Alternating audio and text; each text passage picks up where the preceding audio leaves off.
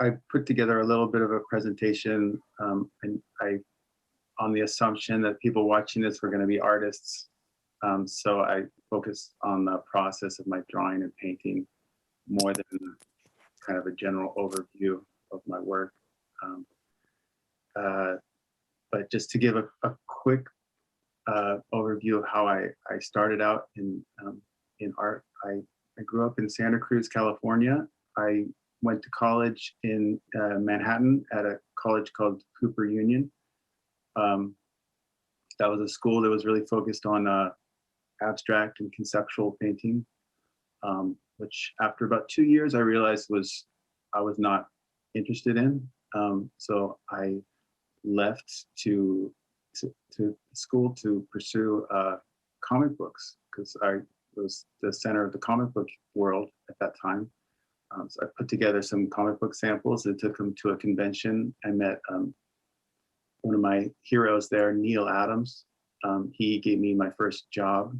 I was about 20 years old, and subsequently worked in the comic book industry for Marvel, DC, and Image Comics for a few years. After that, I guess probably a good place to start this. So this is an example of one of the comic book pages. This is from a book called Deathblow Wolverine I did when I was at Image Comics. This was towards the end of that run of doing comic books.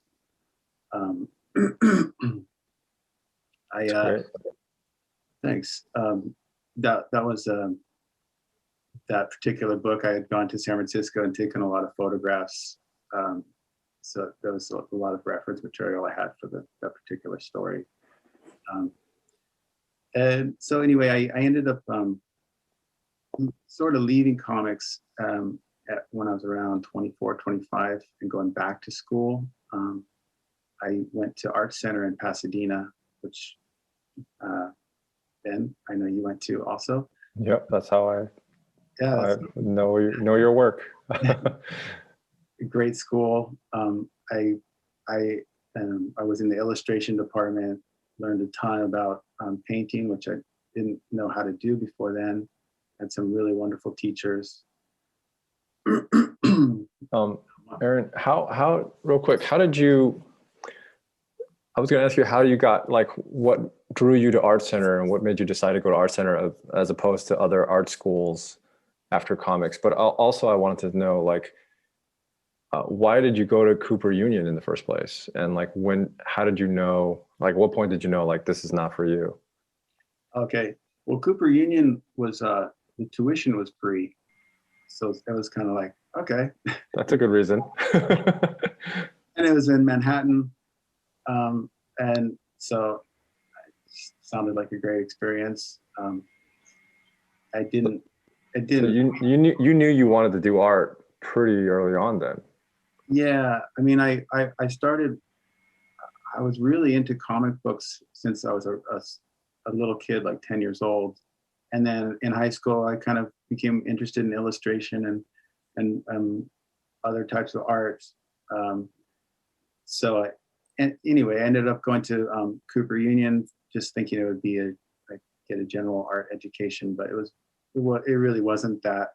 I mean, I probably would have been better off attending a school like Art Center right from the start, because they really give you a kind of an old school foundational education in drawing and painting.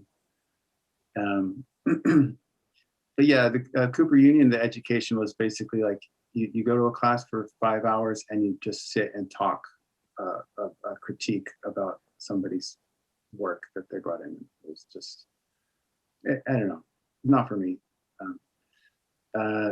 And anyway, Art Center, I knew about Art Center because I had a friend from high school who went there. His name was Eric Tiemens, and he now works for ILM. And he was a really fantastic painter and influence early on. It was kind of cool to go to high school with somebody who was so talented.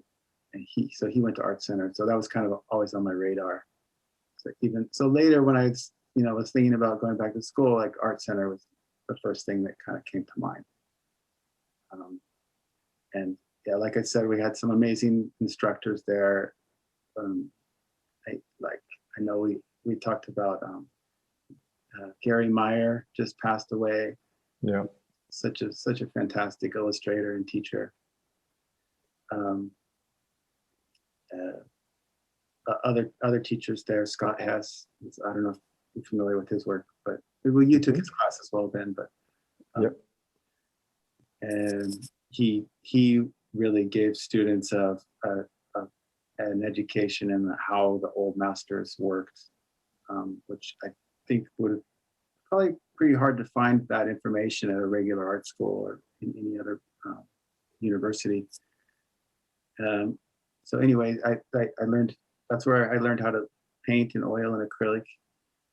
When I left college, when I was sort of like working on my own, figuring out how I wanted to paint, I kept doing comics, just doing these covers for DC Vertigo, and that sort of helped pay the bills. And that was early 2000s. Nice. That was kind of a nice monthly gig. So jumping forward a couple years, I discovered this way of working on these very large scale charcoal drawings, which was kind of a nice bridge for me between the comics and working in a more of a kind of a gallery format. It was a natural transition for me to the drawing aspect. And I also really liked working with size because you can really get a lot of detail in the work. How big is that last piece, roughly? And that's 50 by 38 inches. Oh, Kind of a standard paper size. This gives you a sense of the scale. That's the same size. And the way I worked on those is I'll tone the paper. I use a paper called Coventry Vellum, which has a lot of tooth to it. I'll tone the paper with a charcoal and erase out the lights. And then from there, use like a soft fine charcoal to refine the forms. And then at the end, like in the picture, I'll use a sharpened pencil to get the real fine details. What made you choose charcoal as opposed to like graphite or something? Charcoal is great because you can erase everything so easily, which actually ends up being its curse too, because it's very fragile when it's done. So that can be a real problem with the damage of the work. But graphite, not quite so easy to erase, and it also, graphite has a shine to it, which charcoal does not. Yeah, I don't know. Charcoal is just it felt a very natural way to work for me. I see. Yeah, this is another photo of working on another piece. Yeah, these are all the same size, 38 by 50. That paper, it's called Coventry Vellum. It's actually made to be a printmaking paper, but it really grips the charcoal really well. If you're going to work in charcoal, I just recommend don't spray fix it. Just get it framed as quickly as possible to avoid those damage issues. Now, when you frame it, I'm assuming there's like a space between the surface and the glass. Yeah. I'm glad you brought that up. That can be a problem. That the plexiglass especially has a magnetic charge, so it can pull the charcoal off, and you'll have like a sort of a ghost image on the plexiglass. So if you can use regular glass, that's the best. But if you're going to ship it, you want to use plexiglass. So there's probably about a ½ inch gap there usually. I see.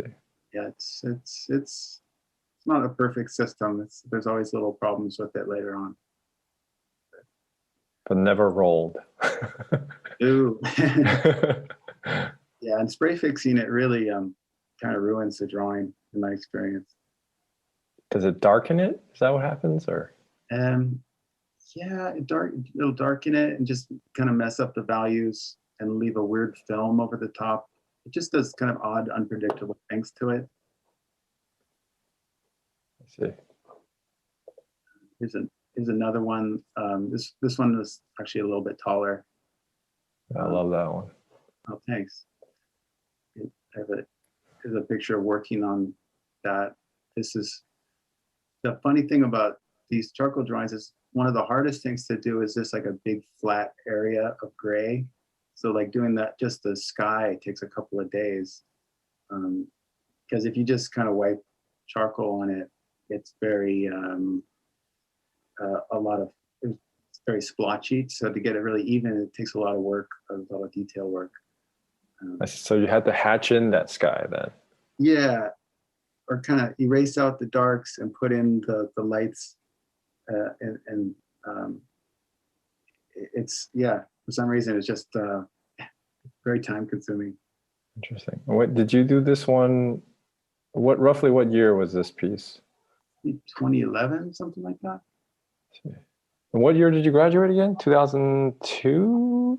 2000. 2000, okay. Were you 2002? Yeah, I was I was like, wait, no, that's when I graduated. Yeah. So this last piece, that's where it started. And so just to give an idea of how easy it is to change charcoal around, I liked the face, but I was not happy with the body. So I elongated the body and added another piece of paper down at the bottom. Oh, interesting. The gallery didn't like that. There were 2 pieces of paper. That's weird. But then I also kind of liked the first idea, so I ended up making this painting based on that original idea. So I kind of got 2 pieces out of that initial drawing. So that initial drawing, is the final one the one with 2 pieces of paper? Yeah, the final one here is 2 pieces of paper.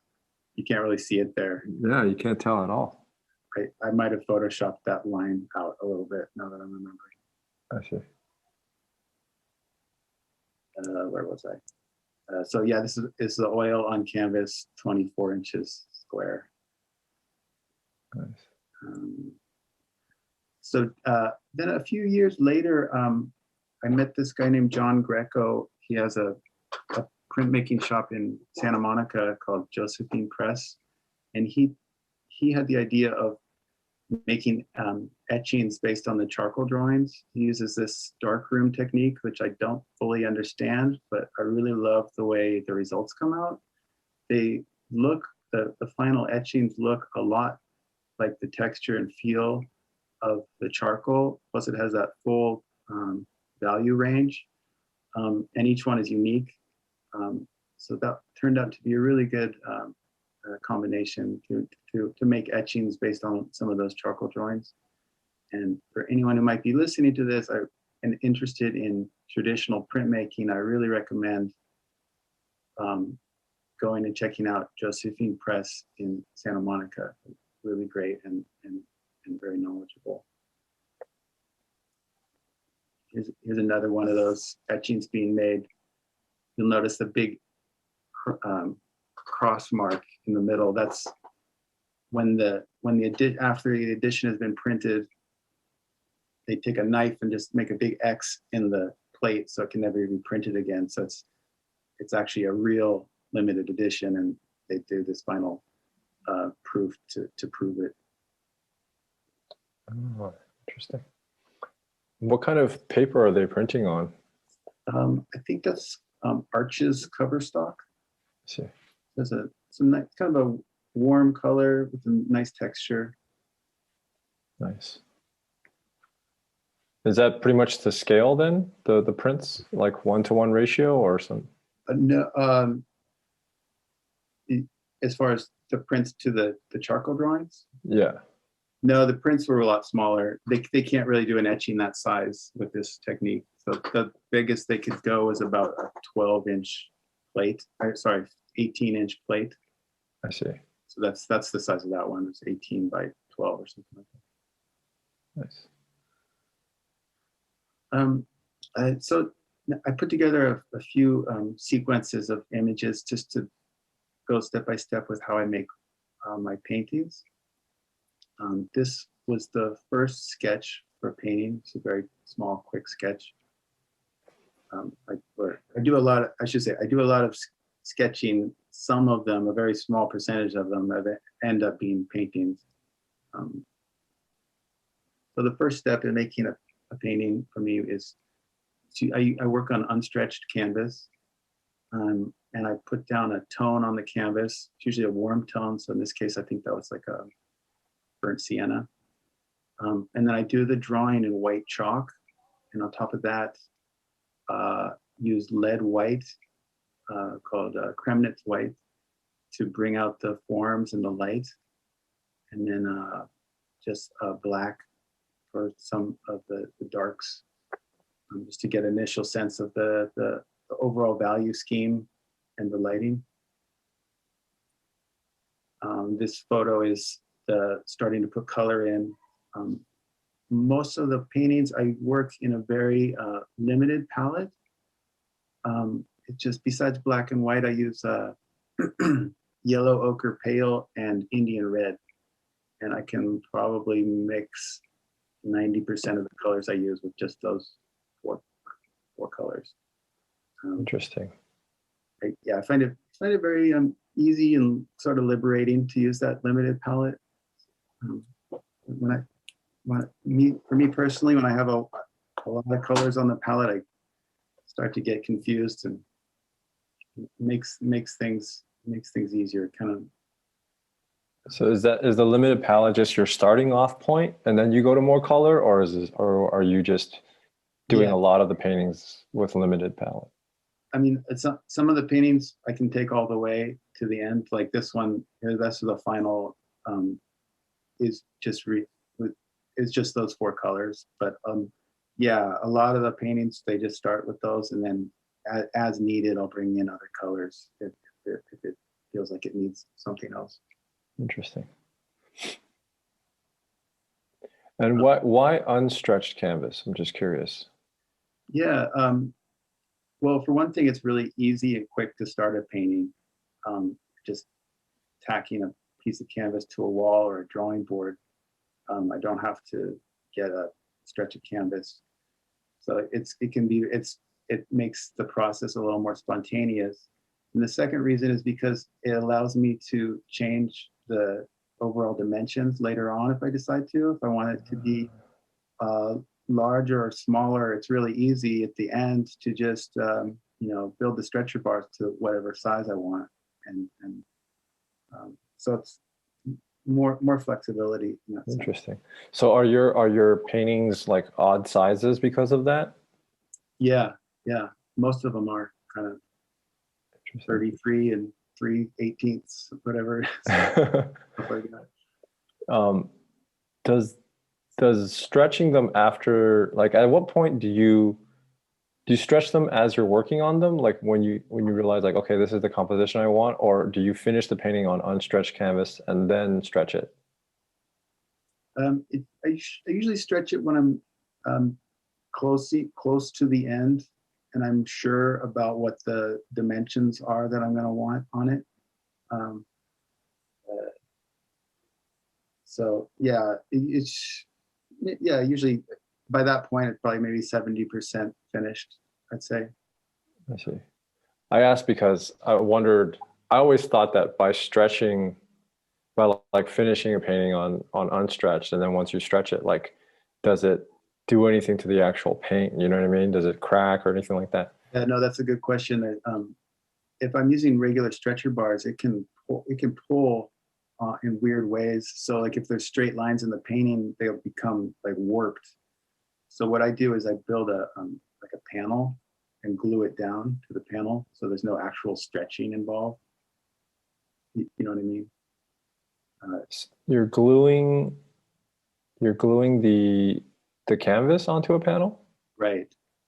Yeah. Oh, interesting. So it's a panel with edges, and then I use this archival glue. Can't remember the name of it offhand, but yeah, glue it down, put something very flat and very heavy on top of it, and then yeah, it's a works out really well that way. I see. So but you're gluing the not you're not gluing the whole thing, are you? Like the back of the canvas? Yeah, the back of the canvas is glued I onto see. the panel. I see. And when do you commit to that as opposed to like, because I saw in the earlier picture you have it tacked up. Yeah. So yeah, when it's either done or close to done, or whenever I'm like, I'm sure about what the dimensions are going to be of the painting, then I'll build a panel and glue it down. I see. So then you're really just framing canvas on panel. Right at the very end with the frame. Yeah. Oh, interesting. Okay. So you're not really stretching anything. I get it. Right. Yeah. Unless it's a really huge painting and then it needs to be stretched. Because you can't really, it's hard to build a panel that's like 8 feet wide. I see. For most of them, yeah, I use this method. So this is another sequence. This was the initial sketch. It was sort of loosely based on an image that popped into my head while reading a book by Haruki Murakami called The Wind-Up Bird Chronicle. I don't know if you've read that book, but there's a scene with this rundown house with the overgrown yard. And so I sometimes get inspiration from novels.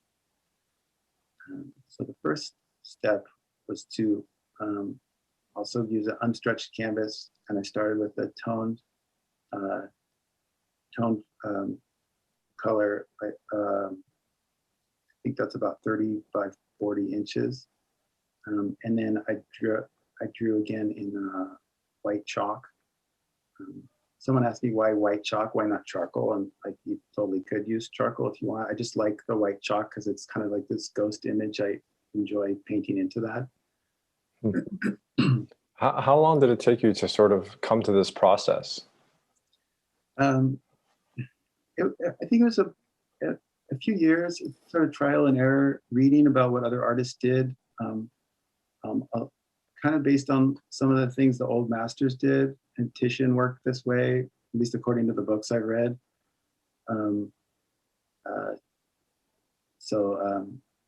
Yeah, of course they didn't have like acrylic, so it makes it's a very quick and easy way to start a painting, and it's I like it because it's not so precious. You're not starting with this beautiful linen canvas that you spent time building. So if I feel like the painting's not going well and I want to abandon it, it's totally fine because there's no investment in it yet.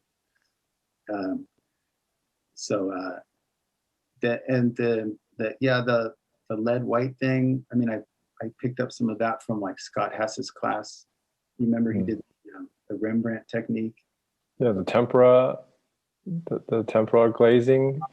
Yeah, he would start off with called the dead color layer, and then the which was just to sort of work out the light and the forms, and then the color would come at the end. I think probably most of the traditional painters work in sort of a similar way.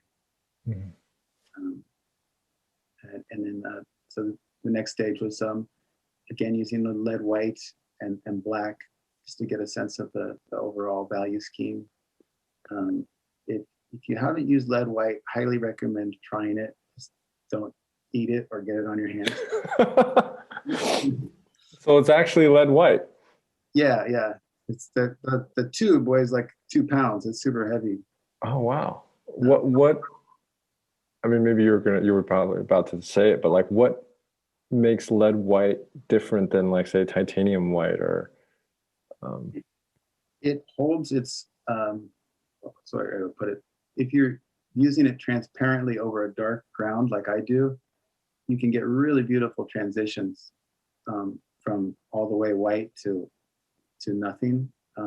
So it's a great way to render a form. If you look at sort of like the old paintings from Velasquez, you'll see a lot. He used that to great effect. The lead white, that transition. It feels different. I mean, titanium white is a very strong color, but it dissipates very quickly when you start to water it down with turpentine. Whereas the white retains its opacity throughout that transition. So anyway, try it for yourself. See if you like it. Yeah. Is lead white, is it hard to attain? Is it pretty readily available? It is. Yeah. Winsor Newton used to make one that was really good, but they stopped. What do you call it? Old Holland makes one. It's very expensive though. There's a couple places that still make it. Yeah, it's expensive. That's the only problem now. I see. Now, with this painting, why did you, like, when do you decide that you would prefer to do a charcoal drawing versus the, what am I trying to say? Okay, did you do a preliminary? Why did you decide not to do a preliminary charcoal drawing first? Well, the charcoal drawings versus the paintings, it's usually sort of one or the other. The charcoal drawing, if it's a charcoal drawing, it's usually just going to become a charcoal drawing, not a preliminary version of it. I see. Because I can kind of work out all the things that need to be worked out in this underpainting stages. So yeah, I can't remember specifically with this painting, but for some reason I just felt like it would be better as a full color painting. I see. So if you're doing full color paintings, you normally don't do a like a light and shadow study on as a drawing. Right. Yeah. Generally not, because yeah, like I said, I can work out most of that drawing issues in the underpainting layers. So kind of not much need for a charcoal drawing. So this stage was kind of experimenting with color. I added manganese blue to that color palette that I mentioned earlier. So I wanted it to feel like moonlight. Changed the lighting a little bit more here, and I moved the arm up, added a few things. And at this point, do you have reference? Yeah, we're going to talk about that in a minute. At this point, there's not, sorry. At this point, there's no reference. It's all kind of just imagined. That's great. I mean, lighting is very convincing already. Oh, thanks. But like those little guys underneath the fountain, I have a picture of what I used. I'll show you. And so I start, as the details come in, and I definitely start to feel the need to use more reference material. So the sweater, I had my wife pose for the skirt. I'm starting to use little bits of plants and stuff. And then this stage, I was getting more of a feel of like the overall color scheme that I wanted to use. Have you added more colors at this stage then? I think this painting, there might have been some greens that I used, but with that manganese blue and the yellow ochre, you could get a lot of different shades of green. It was probably still pretty limited. So anyway, that's the final painting. And then as far as like the reference material I used, this is a painting at the LA County Museum that I always really liked, from Henry Tanner. He's a painter from the 19th century. I really liked that this painting feels like nighttime and moonlight, but it was filled with light and color. So I kind of wanted to emulate that with my painting. And then this is a scene from Totoro. Not what I was expecting, but that's awesome. I really love that scene, and the sense that it's like a strong moonlight illuminating the scenery. This was a photo I took from when we took a trip to Scotland. This old castle. So I used some of that for the plant reference.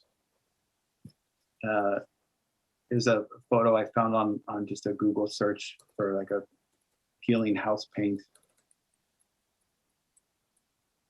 And then I was at a garden center and I saw this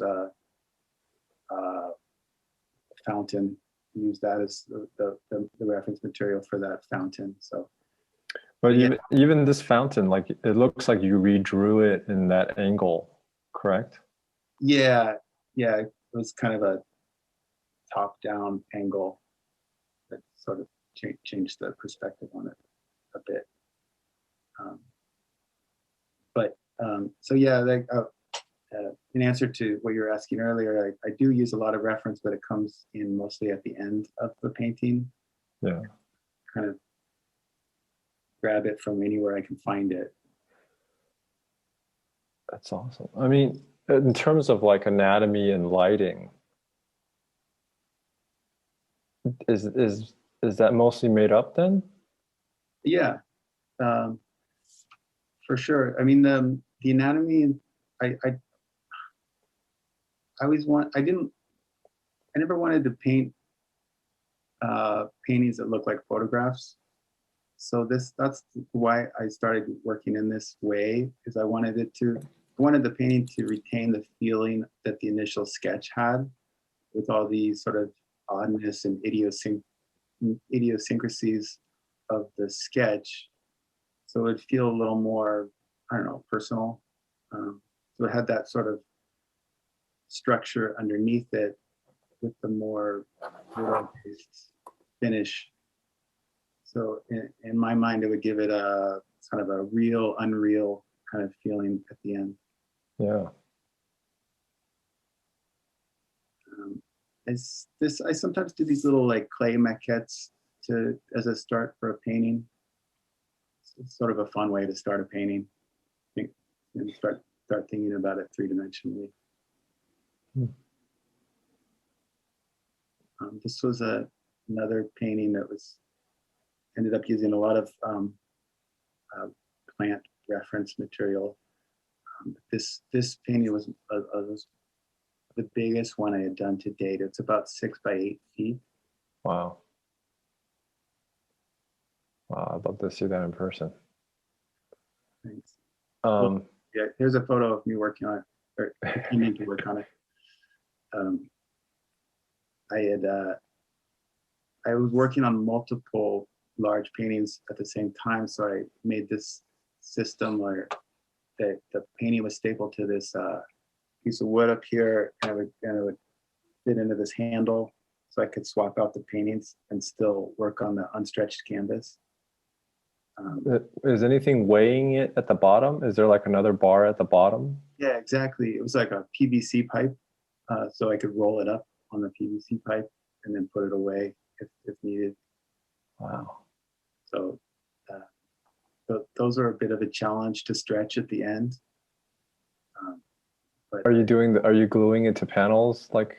no, those were too big. I had to use like traditional stretcher bars. The little maquette that you made earlier, what was that painting for? Or like what was the painting that resulted from this?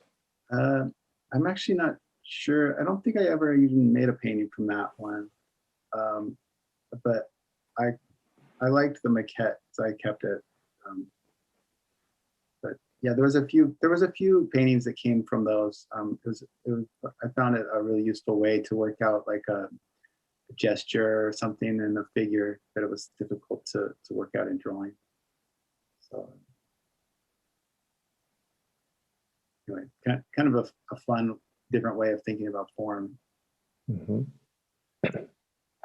This was another painting I did at around the same time. It was also a large one. It was about 6 by 8 feet, called The Wedding Party. 6 by 18. So like, I don't know, 70 inches by 95 inches, something like that. Wow. Yeah, this is great. It's a few years later. This is a progress of another painting. And the cover of your book. Yeah, exactly. That's what I was going to say. That's became the cover of the book that people people attending this meeting so kindly pre-ordered.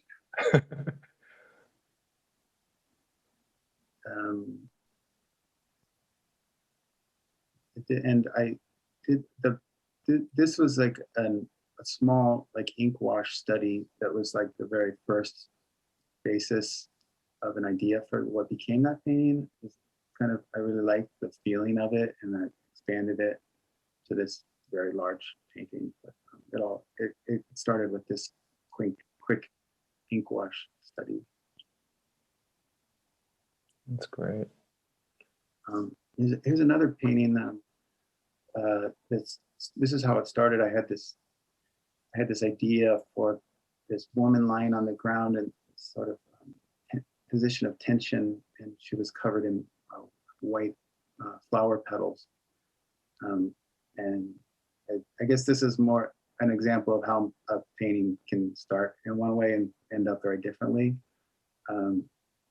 So I was researching some reference material online, and I came across these. Sorry, Aaron?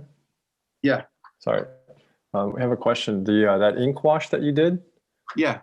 How big was that?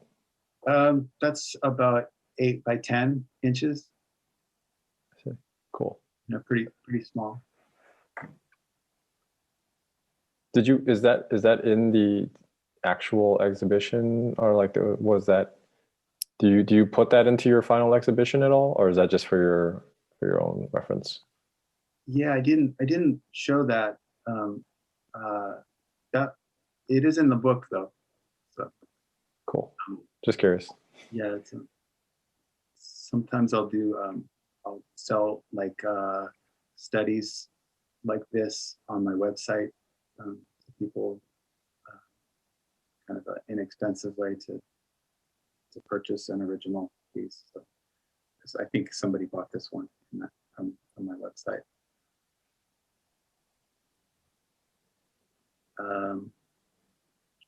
So yeah, as I was looking for rose petals, I found this photo in Japan of this footpath, and ended up using those bricks or whatever in the painting. So it started to change a bit from the initial idea, and it changed.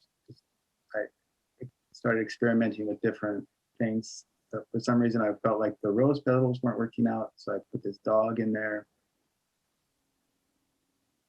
And here's how the painting ended up turning out at the end. So obviously, it's very different. I still kind of like that initial idea of the white petals, so I might try to return to that in some way. Yeah, I'm curious what wasn't working about it. I think I felt like graphically, I was having a hard time with all the shapes weren't working for me. So it was like I just wanted the shape of the figure to stand out more than anything. Interesting. But it's one of those things. I was like, I feel like there's still a good idea in there to be returned to. Here's a close up of working on some of the details of those birds.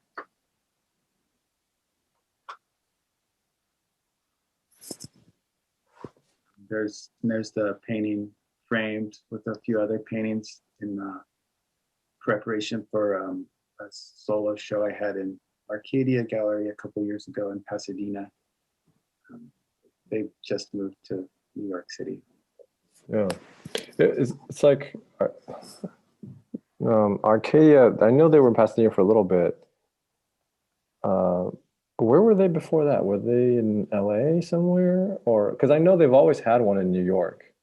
Yeah, they were in New York for most of their time, and then they got a space in Bergamot Station, and then one over in West LA, and then ended up in Pasadena.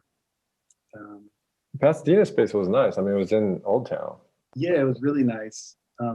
I think Steve, the owner, he really missed New York, and he missed the energy of Soho, and they did really well there. And I think he came across a space that, because of COVID, apparently the commercial real estate has just really become a lot more easily accessible in New York City. So they were able to find a really nice street level space back in Soho. So that's where they just opened up again just this weekend, actually. Nice. And this is the start of another painting. Also, this is the largest one I ever did. And I probably would have even tried to do it larger, but this is, as you can see, like that's like the actual width of the studio space. Yeah, yeah. What, I'm like, where? This is your separate studio, not. Yeah, I don't have this particular space anymore, but when I did, that's one wall and that's the other wall. So it's like 9.5 feet wide. Nice. This one was just, I started with charcoal drawing and then black and white paint on top. I included this one because I wanted to show the next step with this painting was I took a photo of it, and in Photoshop, I darkened it and played around with different ways of where I wanted to go with it. So I put that city and stuff is all done in Photoshop in the background. It was a lot quicker and easier to do it that way than to do it in paint. So this was the version, the digital version that I ended up liking the best, and then so that became the basis for the final painting. Which is great. Awesome. You said earlier that you. Sorry, is there a bit of an echo? I don't hear an echo.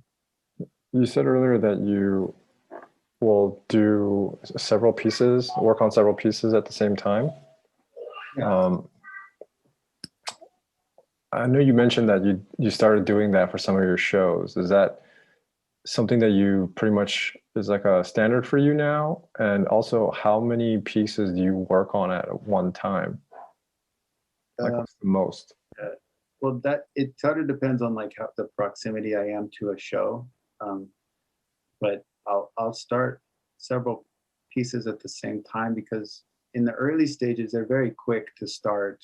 I mean, the first stage of a painting might only take an hour or two. So it's sort of like real easy to start a whole bunch of paintings. So I just end up with a lot of canvases around. And then I also like having them sitting around so I can look at them and think about what I want to do on them. So, and then, you know, if one painting is, I'm not sure what to do next, I have another one to work on. So at any given time, there might be 5 or 6 going. But then if there's a show, it could be up to 10 or 12. Wow. They all kind of come together at the last minute.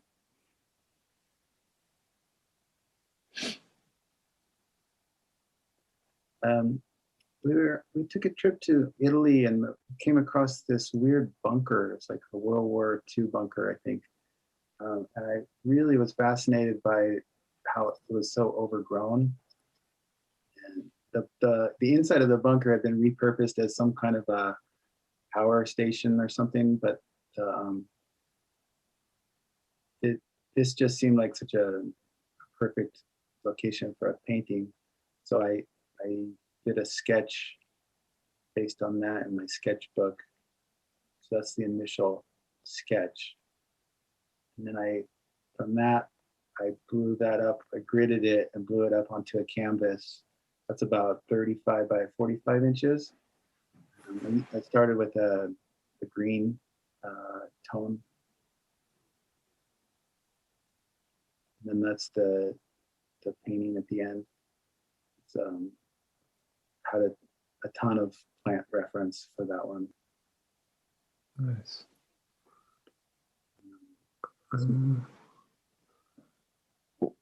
sometimes I look at like old master paintings for inspiration. This was an Albrecht Dürer painting. I always really love this small painting. I think it's titled Clump of Plants by the Side of a Road. And then I had also taken a lot of photos of that that area around the bunker, of close up of plants, in anticipation of doing a painting.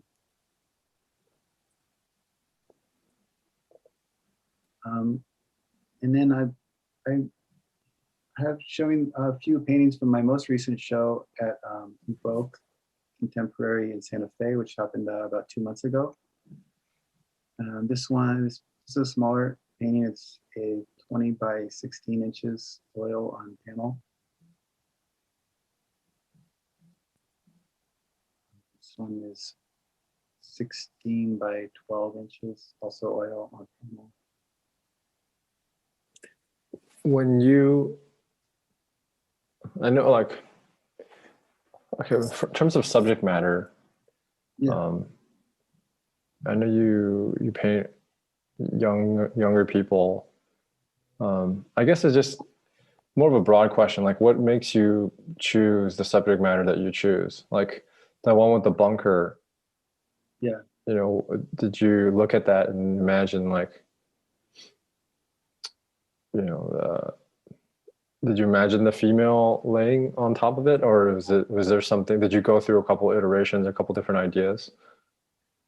With that particular one, that was like the first idea, and it just seemed to work in my mind. But there's this repetition of this young female character that appears in a lot of the paintings, and I think the reason why I keep returning to this character is because she's sort of in between childhood and adulthood, and in the place of becoming not one or the other, and that's a really interesting from the level of the story I'm trying to tell in the paintings. She just seems to be the protagonist that tells that story the best. Mm-hmm. So that's why she keeps appearing. Is it the same character, or is it different? I mean, I guess it kind of is the same character. She's imagined. She's not based on a real person. I see. So this also from that Evoke show. It's 2 feet by 2 feet oil on canvas. I really like how you sort of stylize your characters, and Thanks. it's. I think to me it reminds me of I forget the exact era of painting, but I think mannerism. But there's a couple, like El Greco used to sort of elongate some of his figures.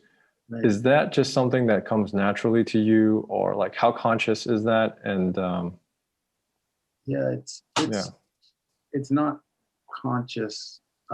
That's kind of the way they come out when I'm just trying to draw them the way that I think that they are supposed to look. They just end up with that elongated feeling. mm-hmm. So, it has a strange classical sensibility, I guess. yeah, I know what you mean. There's that school of mannerism back in that 1500s. That there was a number of painters that would elongate their figures intentionally, I suppose. But yeah, it was not really thought out that way. Other than I just wanted the paintings to be based on my own sketches as much as possible. But and then, like I said, to finish them in a more realistic way. So and lately I've been doing these little, really small drawings on Post-it notes, and that's been a lot of fun. So these are like 3 Wow. inches. This is a Post-it note drawing? Yeah. Wow. With this really small pen. It's been fun because I think because it forces you to reduce all the compositional elements to the most basic, and the shapes as well, in order to make an interesting composition. So it's kind of a challenge as in a compositional sense to work so small, and to see just how much detail you can fit into a 3-inch by 3-inch piece of paper. So just lately, that's kind of what I've been having fun doing.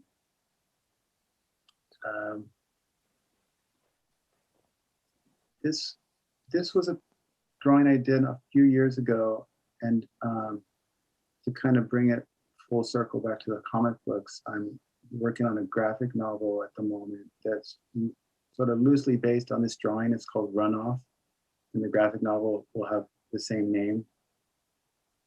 Here's a page from that. It'll be about 100-page when it's finished. Hopefully be finished by around summertime. Wow. That's one of my questions. I was going to ask you, what's up with the graphic novel? How long have you been working on this graphic novel? Well, it's been on the back burner for a long time. I haven't really been working on it. So this is the last month or two. It's like the first chance I've gotten to like work on it full time. So so that's what I'm doing now. And now that I'm going steady on it, I'm hoping to be finished with it, within a few months. Wow. And so you're taking a break from the paintings, I assume? Yeah. Kind of a working vacation, I guess you call it. It's about, I've got the whole thing sort of like storyboarded out, and it'll be about 100+ pages when it's finished. Wow. That's a sizable standalone comic. Yeah. Do you already have a publisher and all that stuff? No, not yet. I've not worked out any of those details yet. We'll see. Well, I'm sure you won't have any trouble. And that's the end of my little presentation. So thanks for bearing with me. Thank you. That was great. So yeah, at this point, I have a couple questions. And like I said, if you guys on joining us have any questions, feel free to just type it into the chat. One of my questions is realism. I guess what labels, I'm sure people always want to try and label artists. What labels do you like, and what labels have you heard that you definitely don't like? I mean, I don't mind when people use labels to put I guess it's a way of trying to categorize the work. I don't really think of my work in terms of labels of like, magic realism or whatever you want to say. But yeah, I don't know. I don't really like lowbrow.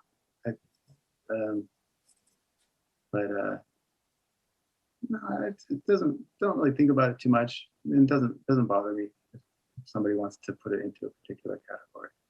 But it's just not the way I think about it in my own head. Yeah, I think lowbrow is a very interesting one. I mean, it's a very specific one. I'd be surprised if people have categorized your work as lowbrow, but I haven't heard that term as much recently. Yeah, I guess that's a bit dated. They use new contemporary or something else. Yeah, see, when I think of lowbrow, I think of guys like Robert Williams or something. Right. Yeah. I guess it was kind of a catch-all term for artists who had kind of a basis in illustration. Oh. Yeah. So on that note, I mean, I remember talking to Steve Houston back in the day, and he used to work in comics a little bit, and more illustration than anything else. And when he started doing his like Boxer series and just doing more like gallery paintings, he told me he was really sort of struggling with like fighting his illustration side. I don't see that as much in your work because, well, one, I don't like, it's like I know there, I can see some of the comic book influence, but it wasn't like you ever worked as like a painting illustrator type. You know what I mean? It seemed like you went from school to just sort of this quote unquote fine art. Um, Yeah. I guess where do you not draw the line, but like where do you sort of define the edge of fine art and illustration? Yeah, that's an interesting one. I feel like like 100 years ago, maybe a little bit more, there wouldn't have been that distinction. It's almost like the fine art side of things went away from illustration, and illustrators just kept doing what they were doing. Back then, it was considered to be the height of art to illustrate, stories from history. So you think of like somebody like Gustave Doré, who's really looked up to as a great artist, not an illustrator. Yeah. So, and for me personally, I just did the work that I wanted to do. I didn't really think about it too much in terms of like, is it fine art or illustration? And I know illustrator is kind of a dirty word in the art world. Um, and Oddly, like even going to art center in the illustration department, a lot of my teachers would say, "Oh, this is too much like an illustration. Hmm. This is the illustration department of the school." I remember you painting large from the very get-go. Um, Yeah, I remember I did a really huge painting that ended up in the student gallery. This big woman. yep, I remember that. I looked at that painting so many times. The perspective on that thing and the what you painted all these like the whole city. That was really awesome. And that one and there was one that was kind of like a an homage to the American Gothic. What's his name? Grant Wood. Yeah, I know which painting you're talking about. Yeah, I loved what amazed me the most about that painting was like the way you had skin, the blood underneath the skin. I had never seen anything like it. It was just like I don't know how like you must have done an underpainting of blue and then put skin on top somehow because it looked like there was this like blood underneath the flesh. It was great. It was crazy. Oh, it's been so long. I can't remember how specific. I remember the painting, but I don't remember how I had done it. There's probably several layers uh, under that. That was at the time when I was taking Scott Hess's class, and we were talking a lot about layering paintings the way the old masters did. Yeah. Probably some of that in there. Do you do any glazing in your work now? Um, Sort of. I I would call it more like thin painting than glazing. I guess glazing is more like if you want to change a large area as far as darken it or change the color of it. Um, but yeah, I mean, I tend to paint pretty thin with a lot of media mixed in. Hmm. Like what drying media or just like linseed oil? No, like liquid or Liquid? something like that. Yeah, but really, I like when when it dries overnight, work on it the next day. I see. Interesting. Yeah, so some of those other mediums are, um, I know they're really nice, but they get so complicated, all the formulas and stuff. I just try to keep it as simple as I can, just for my own sake. Liquid is one of those is a drying agent, correct? Yeah, it has a cobalt dryer in it, a small amount, so it's a teeny bit toxic, but yeah, it dries overnight, pretty much. Have you ever painted in other mediums like acrylic, gouache? Yeah, I like gouache. I can't paint with acrylic because I seem to have developed an allergy to it. Really? Yeah, I guess acrylic has ammonia in it. I think that's the problem, but it gives me a really bad headache. Huh. So unfortunately, I love acrylic, but I can't use it. Um, What about gouache, watercolor? yeah, watercolor. Watercolor, I use that quite a bit. Yeah, but oil, just keep returning to oil. Seems to be the the painting medium I'm most comfortable with. Yeah. And oil has its own history and gravitas. Yeah, for sure. Yeah, and there's so much variety of things you can do with oil, thick or thin. Uh, Do you prefer painting large now? I mean, like, is it, yeah, do you have a preference of like an average size that you paint in? I mean, I feel comfortable painting around 30 by 40 inches usually. Um, it depends on the painting. Certain paintings, like the sketch or whatever I'm starting out with, will suggest a certain size usually to me in my own mind. Like, oh, this image would be great if it was huge. So sometimes that'll be the impetus for a large painting. Um, but yeah, I like working small too. It's just gonna go with what I'm feeling at the particular time. See. Um, a lot of people who went through the illustration program ended up in entertainment. Um, what made you, did you ever consider that, like doing entertainment? And on the flip side of that, like, does anybody from the comic world still like ask you to do stuff?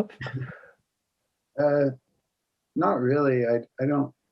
I mean, I'm still friends with a few people from the comic world, but and yeah, a lot of the people I graduated with ended up in working at places like Pixar and ILM. Um, I considered it, but I just always wanted to do my own work. Like I know some of those jobs paid really well, and so it was a bit of a struggle and sacrifice in that sense. But I just it's kind of the reason why I left comics in the first place is I felt like I wasn't able to do my own work. So yeah, that's that's that's where I'm at with that. That was just kind of my biggest priority. So, I mean, I consider you definitely like one of the successful fine artists, um, or gallery artists, because fine artist is such a weird word to, Yeah, or such a loaded word. so But pretentious. yeah, Fine art. yeah. What was that journey like for you? Was it difficult making that leap, like financially and, support from loved ones? Yeah, I would say it was very difficult. After school, uh, after art center was really hard. There was a few years there um, where I was just kind of working on my own in my apartment and not showing my work to too many people. And because when you were in school, you had always had the critique as like the reason to finish a painting. So I had just these paintings kind of getting finished, and nobody was commenting on them. And then I didn't feel ready to show my work to galleries because I felt like I was still trying to figure out what I wanted to do. Um, so yeah, I had some financial support from family, which I was very lucky to have, and I also did those covers for DC. That was like a Mm. monthly job, so that helped pay the bills. Um, I took at one point I took a long landscape painting trip, camping slash landscape painting trip up the coast of California for about 2.5 months.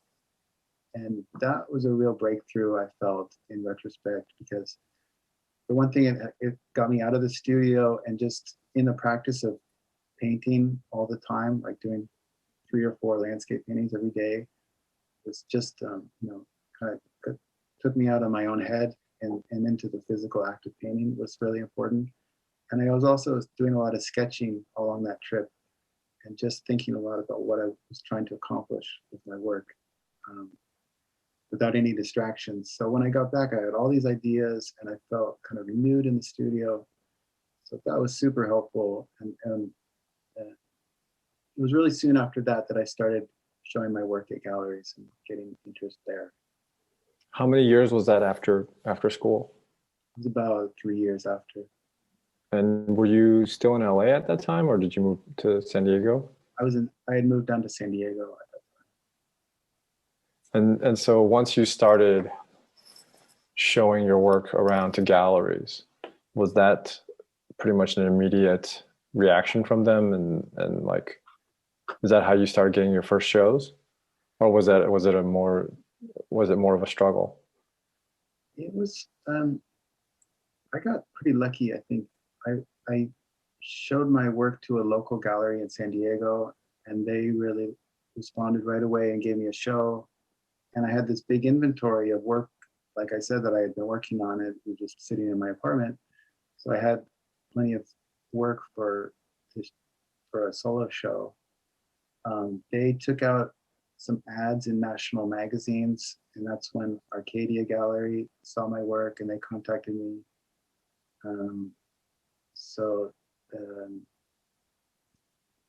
yeah, from there, I got a couple other gallery contacts, um, who saw my work online or through those magazine ads. There was a book also back then called, I guess they still make it, called New American Paintings. Mm-hmm. My work in that, and had like a bunch of galleries contact me from that. That's great. So it sounds like that one show led to a lot of good things. Yeah, for sure. What I know, we used to sell your other book from IDW, I think. Yeah. When did how did that come about? That came about because those were some friends that I knew from comic books who started the company IDW, Ah, massive publisher. But yeah, they were just guys that worked in the kind of the production department of the comic book company I was working at.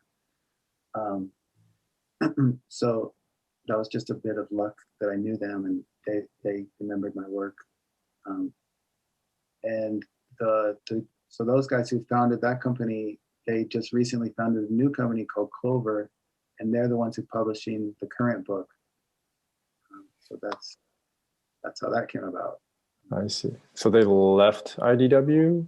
Yeah, they left IDW to start this like smaller kind of boutique publisher.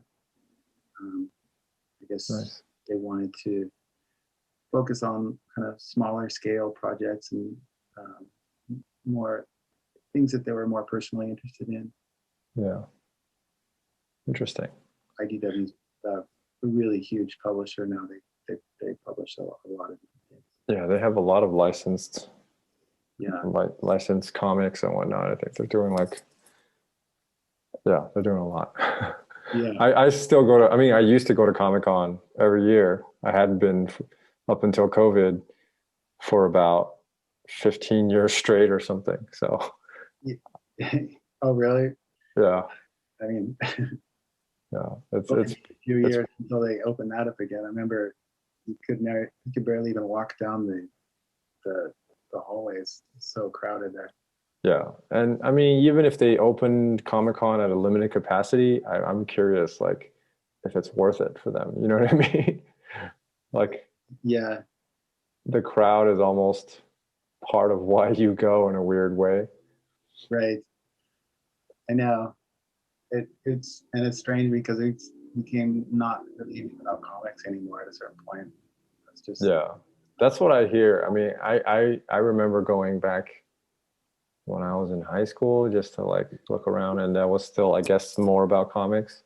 yeah, But I've always been there since they've been the way they've been. yeah, Yeah. um, yeah. No, it was really fun back in the 90s to go to Comic Con. It was something I really looked forward to. But yeah, at a certain point, it just became like the movie industry took over. And it became really hard to even get tickets.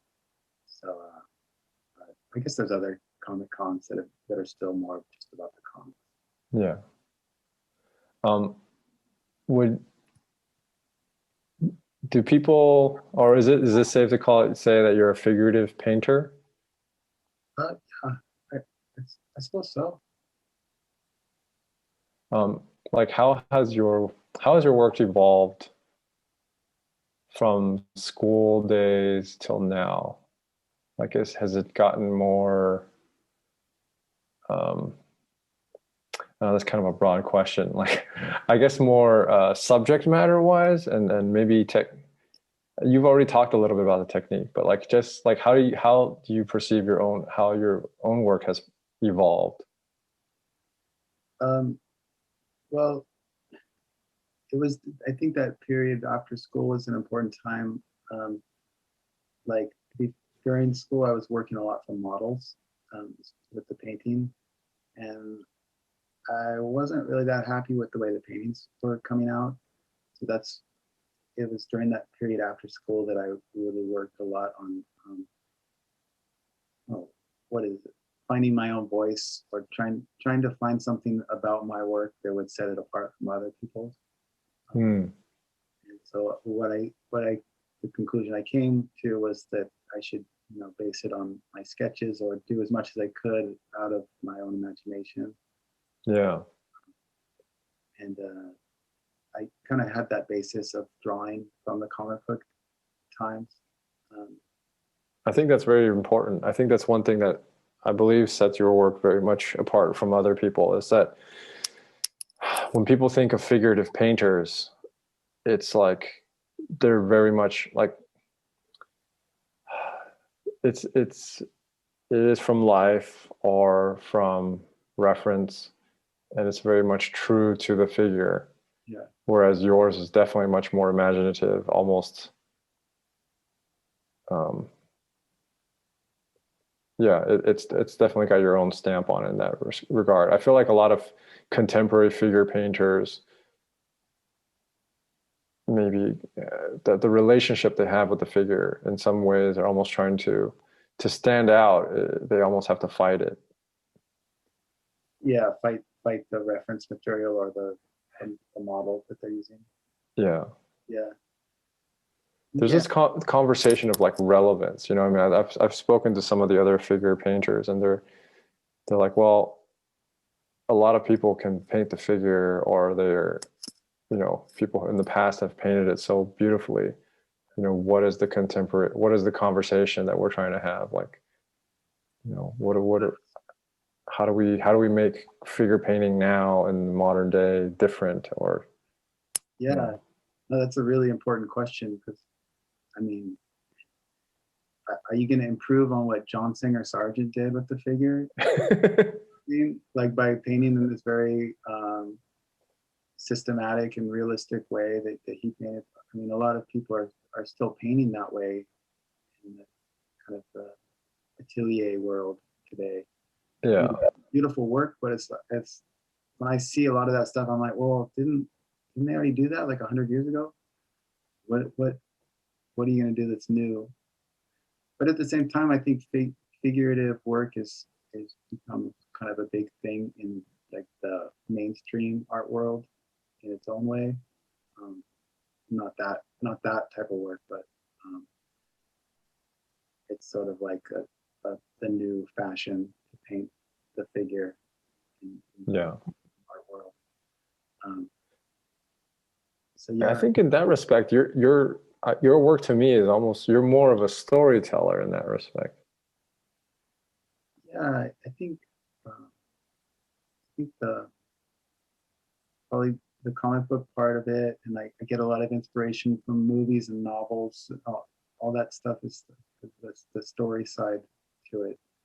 So it's just, I suppose, what interests me the most is that suggestion of a narrative.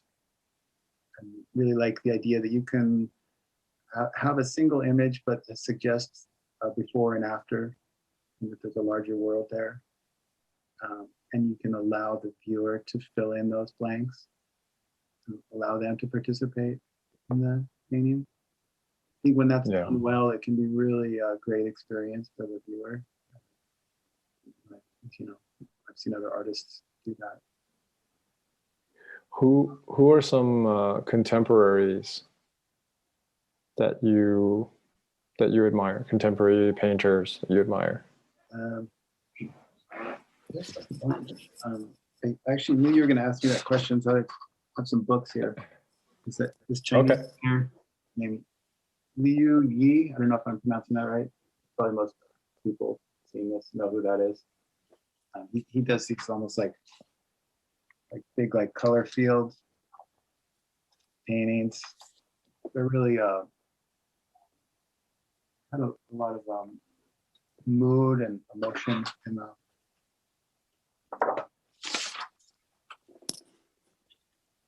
I really like his work.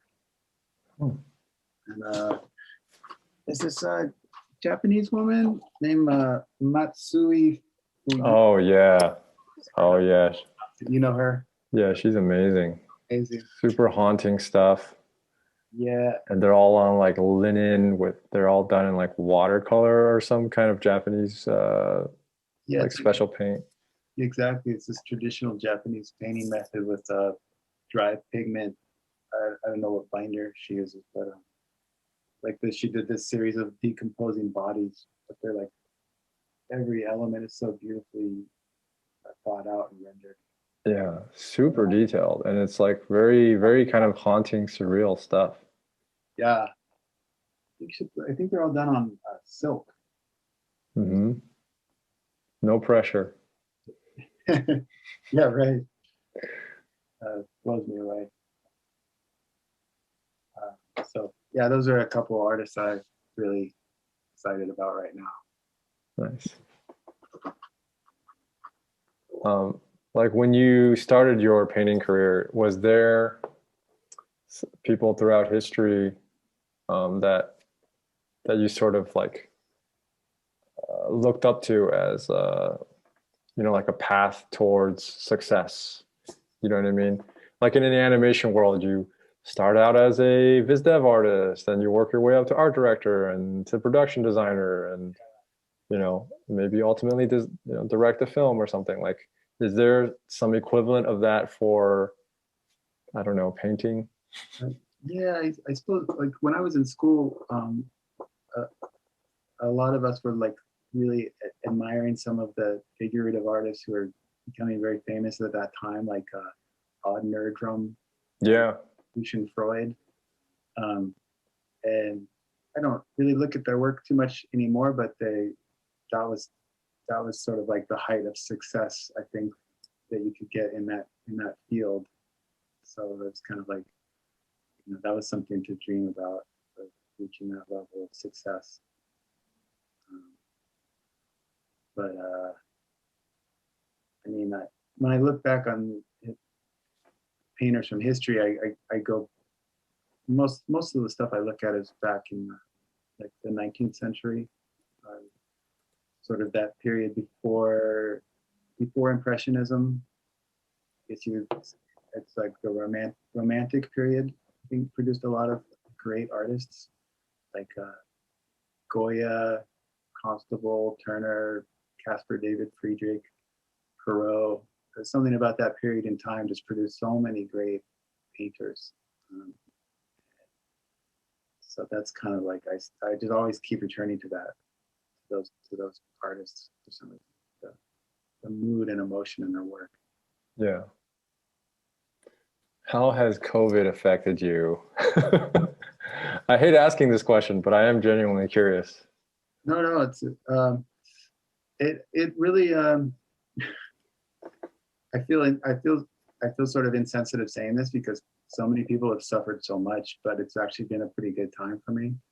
I've been able to spend more time with my family, reconnect with friends. We do like a Zoom call every week. Painting sales have oddly been up during COVID.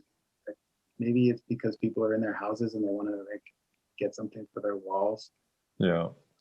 It's just Yeah, interestingly enough, too, like I don't know if this is because of COVID as well. I mean, probably it is, but like stocks, I hear about so much in the news about stocks, and all my anyone who I know that trades stocks is, you know, saying that it's all going up. So in a weird way, like that helps art and artists because the economy seems to be in some respect doing okay. I don't know. yeah. I mean, I guess people are saving more because they're not going out and they're not taking vacations. Um, I don't know. I don't know what the reason is, but yeah, as far as just like my day to day life, it hasn't really affected me much because you know how it is as an artist. You just kind of go to a room, play your book all day. So what, yeah, so what is your schedule like? I mean, I was reading speaking because you were talking about Haruki Murakami. I read somewhere that he wakes up at 4 in the morning, writes for 5 or 6 hours, and then jogs a 10K Yeah, every day. I was like, that's insane. Like, what about shin splints? That's a real threat. and he's like 70, right? He's up there. I mean, Yeah, maybe that's why he's able to live, I don't know, such a healthy, long life. yeah, yeah. That's amazing. No, I don't have my schedule's nothing like that. I wake up at 10. uh, I work from 11 to 7 p.m., something like that. On just an average day, it varies. Um, Try to get like 8 hours a day in and take at least one day a week off. You do anything for fun to like, not like jogging, but like something to stay fit? Not really. I mean, the most exercise I get is like walking the dog these days. Um, yeah, when it's summertime, I go to the beach, but yeah, I don't know. There's just there just doesn't seem to be that much time to do all the things I want to do. I hear you. I Are you, I assume you're preparing for another show. You probably have shows lined up back to back. um, well, since I'm working on this graphic novel right now, I've kind of put the show schedule on hold for the moment. Right, right.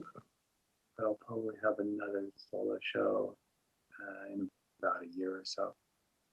So in terms of output, like before this graphic novel, like how many, I guess, how many exhibitions would you have per year, or how many pieces in within a year do you think like do you roughly put out?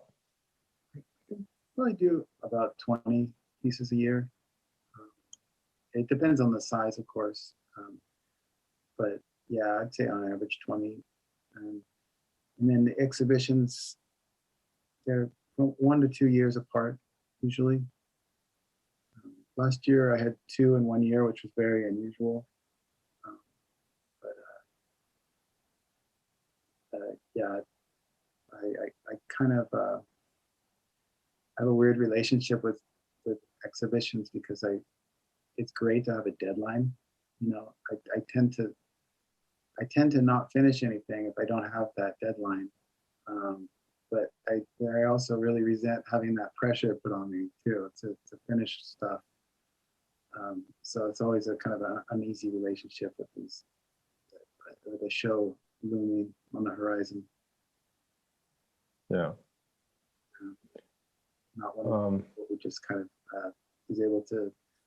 I don't tend to finish things. I just start a lot of things until I actually absolutely have to finish them. so when you're in between shows, are you just sort of starting paintings? Yeah, or sketching, or yeah, thinking about stuff, reading. Any recent books and films that you've enjoyed that has affected your work, perhaps? I've seen a few really good things. There was one called Fish Tank. It's a British movie. I really responded to it. I felt like that movie kind of could have taken place in the world that I like to paint.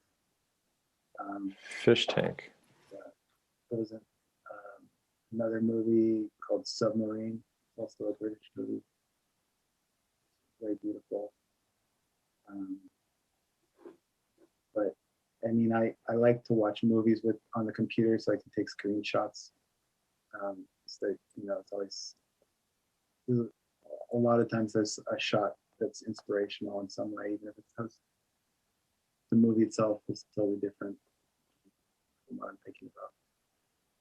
So, yeah, those two are what come to mind off the top of my And books? head. Any good recommendations? No, I haven't really read anything lately that I could recommend. I really like I haven't read him in a while, but I really like a poet named Charles Simic. It's his poetry is almost not more, they're more like very, very short stories than poems, and they're very visual. And I find them very inspiring visually. I've gotten some ideas for things that I read in his work.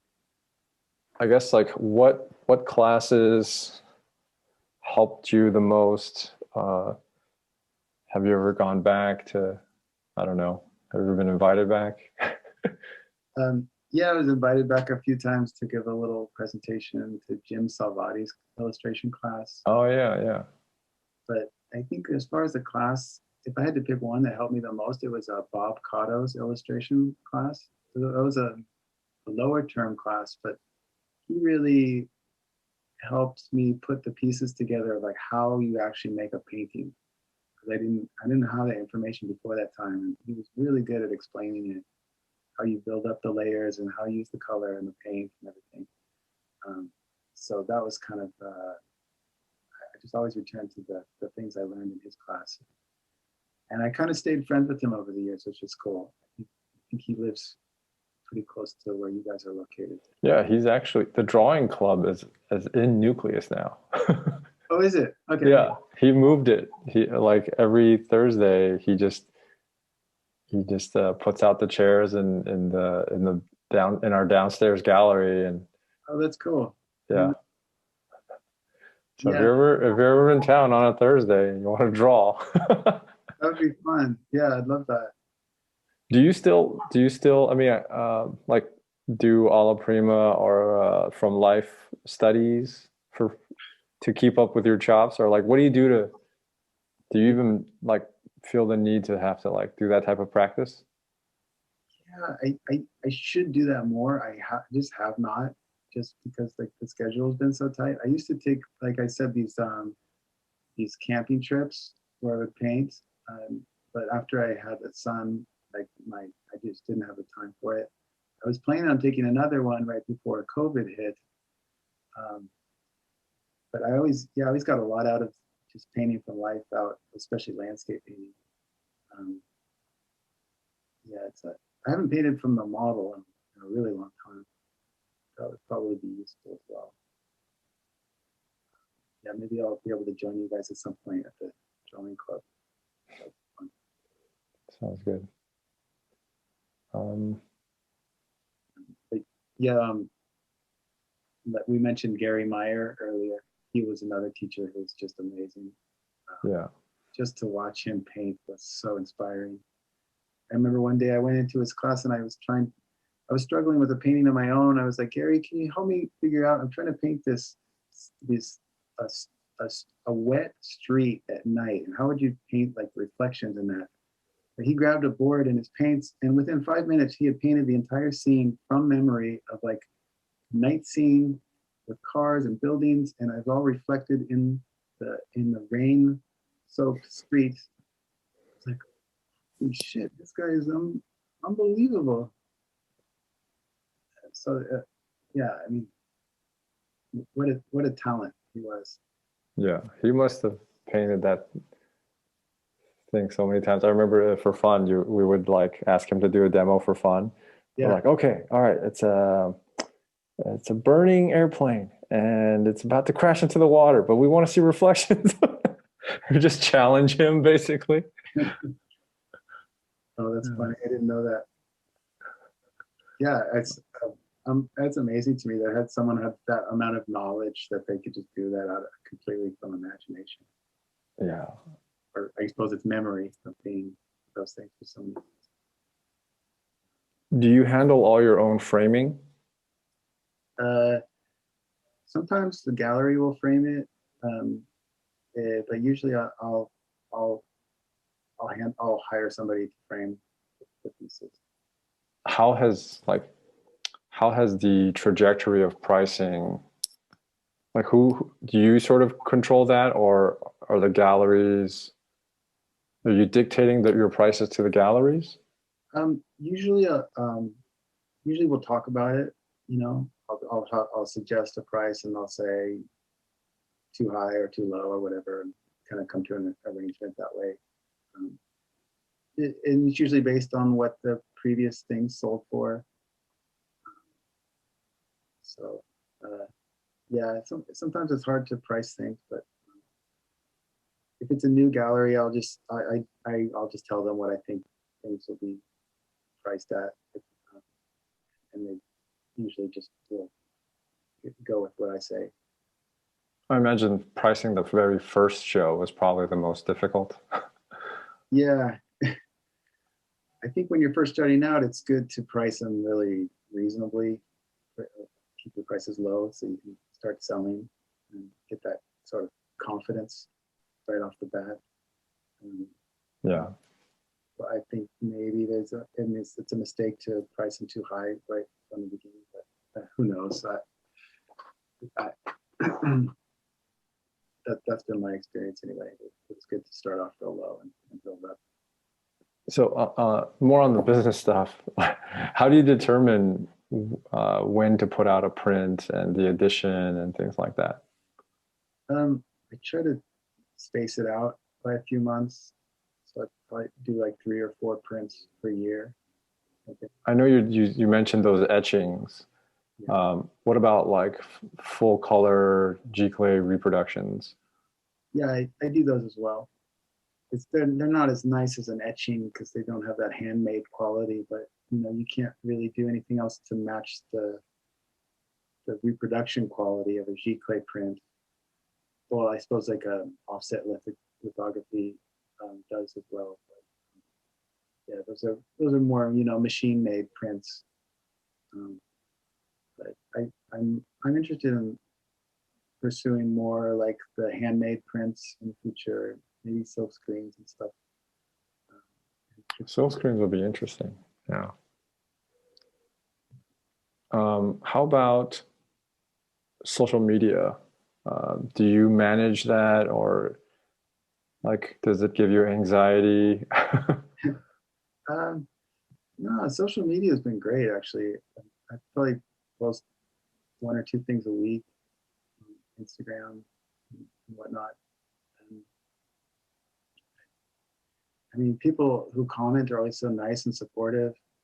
So it's like it's kind of a cool way, especially during these times when you're not with people that have feels a little bit like a community of artists, you know, because I mean, I think almost everyone on there are also artists. Um, so I know social media's got a, people say a lot of bad things about it, but for me, it's been fantastic. So you manage your own and just Yeah. post it. So, what was your first social media platform that you started on? Was it Facebook or was it like MySpace or something? No, I was using Flickr. Yeah, I didn't realize that wasn't really like a real social media thing. It was meant to be originally, I think. I was posting on Flickr all the time, and then I realized nobody was using Flickr. Remember when I was on Facebook? I came to Facebook late, but yeah, then Facebook and then Instagram took off. That's probably been the most kind of for me the best platform to use. Where do you see yourself in sort of the scope of the art world, and where do you see your work in 5 years? I mean, as far as where I see it in 5 years, it's really hard for me to say because I just take it one piece at a time. Really, I don't really think too much into the future. I mean, I have intentions and ideals, I guess, but it's more like it's more like working just based on what I'm really interested in at the moment. It's hard to know where that's going to lead. I think as long as I just try to keep having fun with it, it'll continue to be something I'm proud of. As far as the art world, I feel like I'm in a very distant corner of the art world. I don't feel like I'm a part of the art world as such. You know, especially when I visit those like the galleries in Chelsea and New York. It's like it's just so different from what I'm doing, and I don't understand it. It almost feels like a different industry altogether. I don't get most contemporary art. Yeah. There's a few pieces and a few artists here and there that I really admire their work, but for the most part, I'm just like kind of bewildered by it. Very fickle too. I think it seems to like make stars out of these young artists and then forget it, push them by the wayside after a few years too. Well, thanks for taking the time to answer our questions and sharing all that process with us. That was really awesome. Yep. Thanks everyone for coming out on Sunday. Saying what to say. All right. Have a good one, and I'll talk to you soon. Yeah, talk to you soon.